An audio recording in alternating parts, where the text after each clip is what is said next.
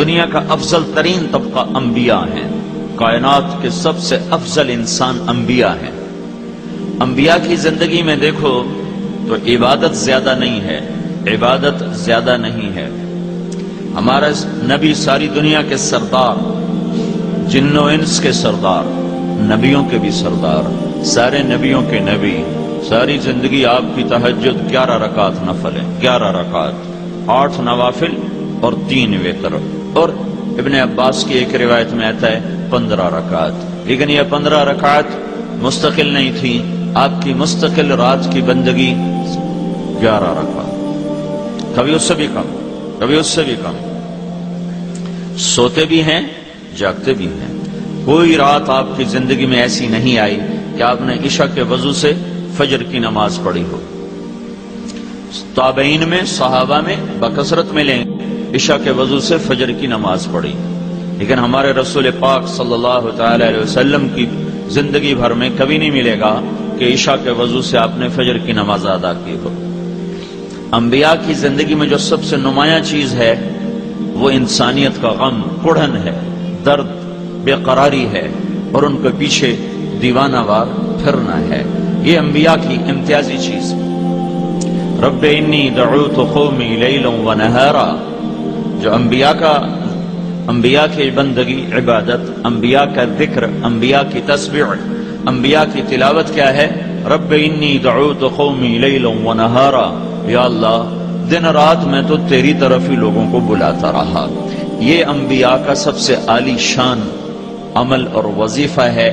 اس وجہ سے وہ ساری کائنات کے افضل ترین، ایک نبوت خود ایک ان کو اونچا بنانے والی چیز ہے، پھر نبوت میں جو سب سے عالی عمل ہے وہ دعوت ہے، کہ وہ بیٹھتے نہیں، لوگوں کے پیچھے پھرتے۔ داؤد علیہ السلام نے ایک دفعہ عبادت خانہ بنایا کہ یہاں میں اندر بیٹھ کے اللہ کی عبادت کروں، کسی سے ملاقات نہیں کروں، بس اکیلا اللہ سے ملاقات کروں۔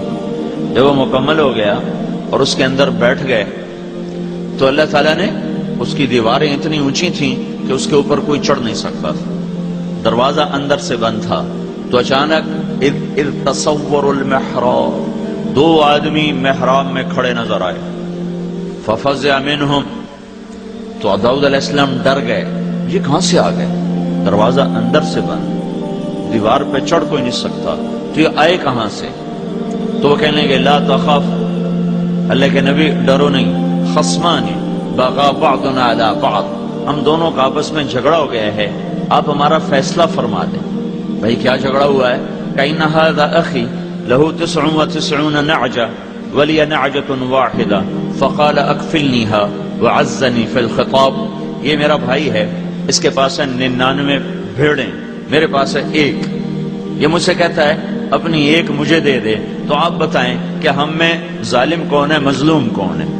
داؤد علیہ السلام حیران پریشان سوچ رہے، یہ تو قضیہ بچہ بھی نمٹا سکتا ہے کہ بھائی یہ 99 والا ظلم کر رہا ہے، 1 والے کو کہہ رہا ہے 1 مجھے دو میں 100 پوری کروں، تو یہ میرے پاس کہاں سے آ گئے؟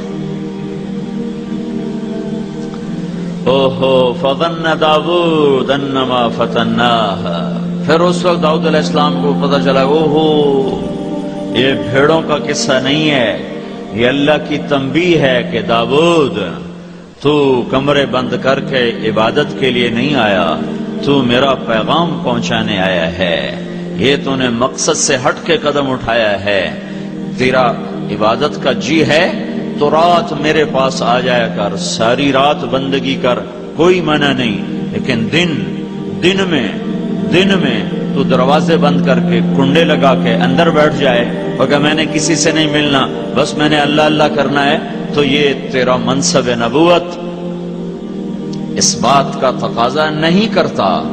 تو اس وقت پھر آگے توبہ کی، استغفار کی اور سجدے میں سر رکھا کہ یا اللہ مجھے معاف کر دے۔ یہی بات اللہ اپنے حبیب سے کہتا ہے، میرے نبی قم اللیل الا قلیلا نصفہ او انقص منہ قلیلا او زد علیہ ورتل القرآن ترتیلا انا سنلقی علیک قولا ثقیلا ان لک فی النہار سبحا طویلا۔ میرے محبوب تیرا دن میں کام ہے بہت زیادہ، تو رات مجھے دیا کر، رات کو اٹھا کر تیری میری بات ہونا بھی ضروری ہے۔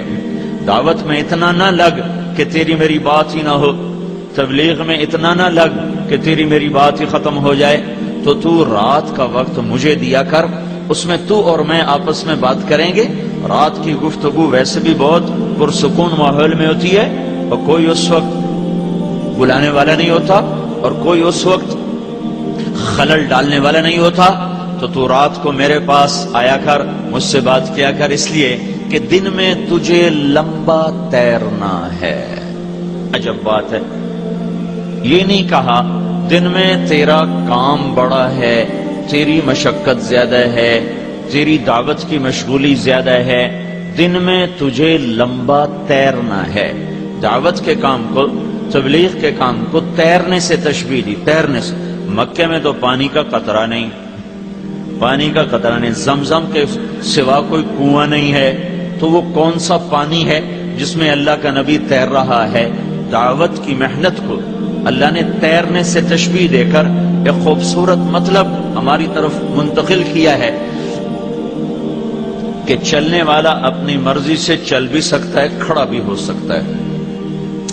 گاڑی میں سفر کرنے والا مرضی سے گاڑی کو روک بھی سکتا ہے اور چلا بھی سکتا ہے، اور اس سے باہر نکل کے کھڑا بھی ہو سکتا ہے۔